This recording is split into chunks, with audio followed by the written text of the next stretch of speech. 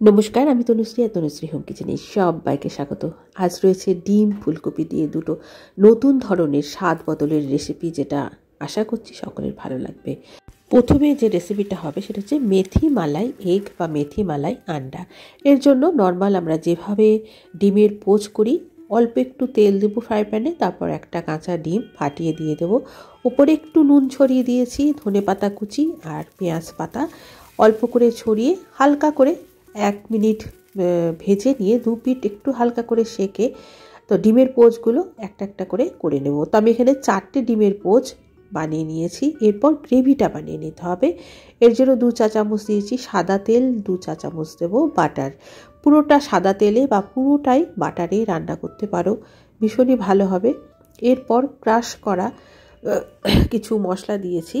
তো এই ক্রাশ মশলার মধ্যে রয়েছে ধনে, জিরে আর শুকনো লঙ্কা, শুকনো খোলায় ভেজে তারপর সেই মশলাটা দিয়েছি। এরপর একটা বাটা মশলা দেবো, নর্মাল যে বাটা মশলা আমরা ডিমে ব্যবহার করি সেটাই দিয়েছি। পেঁয়াজ, আদা, রসুন আর কাঁচা লঙ্কা।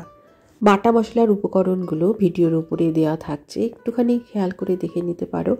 আর মশলার পরিমাণ যে যার পছন্দ মতো কম বেশিও করে নিতে পারো।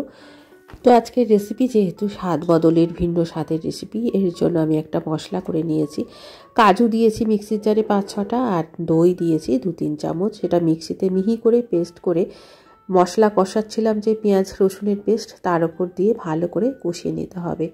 তো এরকমভাবে ডিমের গ্রেভি বানালে এর স্বাদ তো ভালো হবে, আর একটু স্বাদও বদল হবে। সবশেষে আমি একটুখানি গোলমরিচের গুঁড়ো আর গরম মশলার গুঁড়ো 1/2 চা চামচ করে দিয়েছি।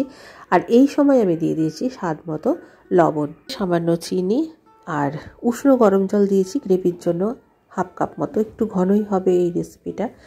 রান্না প্রায় শেষের দিকে। আজকের এই স্বাদ বদলের রেসিপিতে একটুখানি স্বাদ অ্যাড করার জন্য আর ফ্লেভার অ্যাড করার জন্য মিশিয়ে নিয়েছি 1/2 চামচ কাসুরি মেথি আর 1 থেকে 2 টেবিল চামচ মতো ফ্রেশ ক্রিম। এই দুটো দেওয়ার জন্য রেসিপির স্বাদ আর ফ্লেভার কিন্তু অনেকটাই বেড়ে যাবে। এবার গ্রেভি ফুটে উঠলে বা ঝোলটা ফুটে উঠলে একটা একটা করে আমি ডিমের পোচ দিয়ে দিয়েছি, তার উপর একটু ধনে পাতা ছড়িয়ে দিয়েছি। ঢাকা দিয়ে মাঝারি আছে 2 মিনিট ফুটিয়ে গ্যাসের ফ্লেম বন্ধ করে দেবো। গ্যাসের ফ্লেম বন্ধ করে দেওয়ার পর 1 চামচ মতো বাটার উপর দিয়ে ছড়িয়ে দিলে এর টেস্টটা কিন্তু অনেকটাই এনহ্যান্স করবে। আর আজকে যেহেতু বলেছি স্বাদ বদলের রেসিপি, তো একটুখানি স্বাদ বদলও হবে এতে। তৈরি হয়ে গেল মেথি মালাই আন্ডা কারি, যেটা ভাত, রুটি, পরোটার সাথে ভীষণ ভালো লাগবে। এবার চলে যাব নেক্সট রেসিপি। ফুলকপি দিয়ে একটা রেসিপি বানানো হবে। এর জন্য ফুলকপি প্রথমে ভাপিয়ে নিতে হবে। ভাপিয়ে জল ঝরিয়ে আলাদা করে রাখবো। এবার কড়াইতে দিয়ে দিয়েছি আমি পরিমাণ মতো সাদা তেল। আচ্ছা, চাইলে কিন্তু সর্ষের তেলও রান্নাটা করতে পারো। তো তেল প্রথমে ভালো মতো গরম করে নিয়ে ফুলকপির টুকরোগুলো দিয়ে দিয়েছি। ফুলকপি আমি ভাপিয়ে রেখেছিলাম 5 মিনিট, আর এখানে একটা বড় সাইজের ফুলকপি নিয়েছি। আর ফুলকপির টুকরোগুলো কিন্তু বেশ বড় বড় করে কেটে নিয়েছি।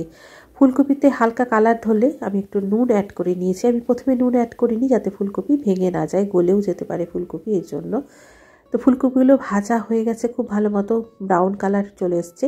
ফুলকপি হালকা বাদামি করে ভেজে আলাদা করে তুলে রেখেছি। ওই তেলে আমি দিয়ে দিয়েছি আরও একটু সাদা তেল অ্যাড করেছি আর 1 চামচ ঘি অ্যাড করেছি। এবার ফোড়নের জন্য আমি জিরে, ধনে আর শুকনো লঙ্কা একটুখানি ক্রাশ করে সেই ফোড়নটা আমি এখানে অ্যাড করেছি। এতে ফ্লেভারটা খুব ভালো আসে রেসিপির। এরপরে আমি আদা, রসুন আর কাঁচা লঙ্কার পেস্ট, যেটা আমি আগের রেসিপিতে আমি দেখিয়ে দিয়েছিলাম, সেই মশলাটা এখানে অ্যাড করেছি। একটু নেড়ে ছেড়ে দিয়ে দেবো 1/2 চামচ করে জিরে ধনের গুঁড়ো, আর 1/2 চামচ করে দিয়ে দেবো ঝাল লাল লঙ্কার গুঁড়ো। এখানে আমি কাশ্মীরি লঙ্কার গুঁড়ো অ্যাড করিনি। আর 1/2 চামচ দিয়েছি হলুদ গুঁড়ো। খুব ভালো করে নেড়ে ছেড়ে মিশিয়ে মশলা কষিয়ে নিতে হবে। তো দুটো রেসিপিতে মশলা প্রায় একই রেখেছি। এবার মশলা থেকে তেল ছেড়ে আসলে আগে থেকে কাজু আর দইয়ের পেস্ট যেটা বানিয়ে রেখেছিলাম, তো এখানে 5-6টা কাজু আর 2-3 চামচ দই আমি ভালো করে মিক্সিতে পেস্ট করে সেই মশলাটাই অ্যাড করেছি। এর সাথে মিশিয়ে নিয়েছি 1 মুঠো কড়াইশুঁটি দিয়েছি, তার সাথে লবণ মিশিয়ে নিয়েছি স্বাদ মতো।